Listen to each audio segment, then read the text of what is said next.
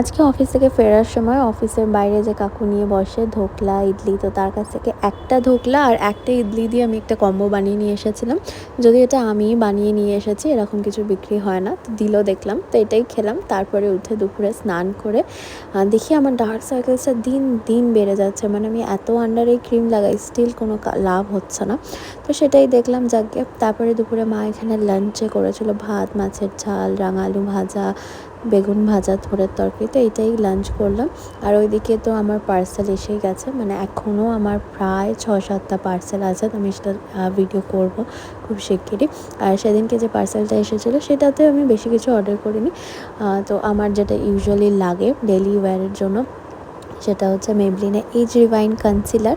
এটা আমার খুব পছন্দের। আর যখনই সেল চলে বা বাই ওয়ান গেট ওয়ান আমি মেবলিনের দেখি, তখনই আমি 2টো করে রিস্টক করে রাখি, কারণ এটা খুব ভালো।